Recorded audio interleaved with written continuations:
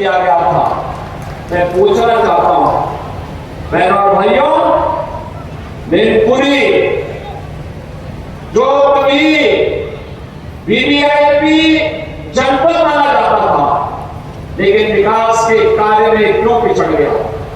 मैनपुरी तो हमारे ऋषियों की धरती रही है, मयन ऋषि से जुड़ी हुई धरती रही है, मार्कंडेय ऋषि से जुड़ी हुई धरती रही है, ये धरती चवन ऋषि के साथ जुड़ी रही है, इसका संबंध रहा है।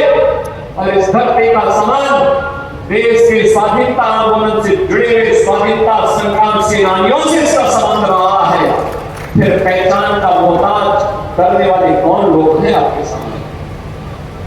ये वही लोग हैं जिन लोगों ने आपके सामने जो पहचान का संकट खड़ा किया, आपके सामने पहचान का संकट खड़ा किया, प्रदेश के सामने उनके सामने अपने अस्तित्व का संकट खड़ा किया इन लोगों ने। सामाजिक ताने बाने को छिन्न नहीं किया, अराजकता और गुंडागर्दी इनके डीएनए का हिस्सा है।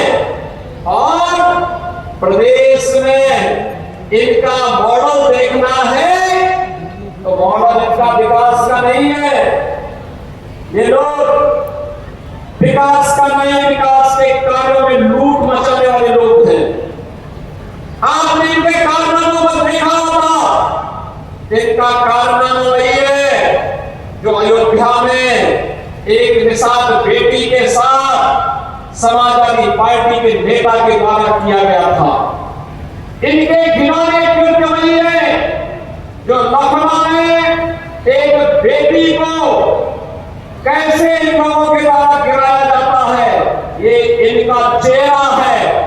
और इनके वास्तविक कारनामे देखने हो तो कन्नौज में घटित घटना और नवाब ब्रांड ये समाजवादी पार्टी का वास्तविक चेहरा है।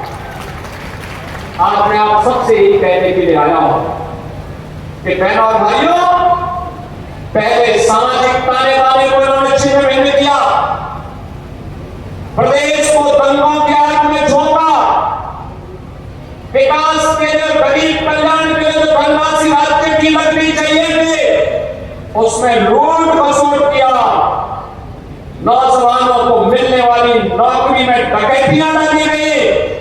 आज आप देख रहे होंगे कि कल हम लोग 1000 नौजवानों को सरकारी नियुक्ति पत्र देने जा रहे हैं। अभी हाल ही में आपने देखा होगा 60,200 से अधिक नौजवानों को उत्तर प्रदेश पुलिस बल में नियुक्ति के लिए हम लोगों ने परीक्षा सफलतापूर्वक संपन्न की। मैं कहता हूं ये देश ही नहीं, दुनिया की किसी भी सिविल पुलिस की सबसे बड़ी भर्ती थी, सबसे बड़ी भर्ती। और कहीं कोई शिकायत नहीं, कोई भेदभाव नहीं, कोई भ्रष्टाचार नहीं। क्या यही काम 2017 के पहले भी होता था क्या? 2017 के पहले हर नौकरी बिकती थी, उसकी नीलामी होती थी, वसूली में चाचा भतीजा समान के भागीदार होते थे। और बाद में जब ज्यादा वसूली होती थी तो चाचा को धकेल दिया जाता था, भतीजा अकेले ही बैग लेके भाग जाता था।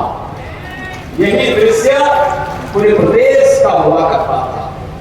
विकास के नाम पर यही लूट खसोट मची हुई थी, यही लूट पूरे प्रदेश में बची हुई थी।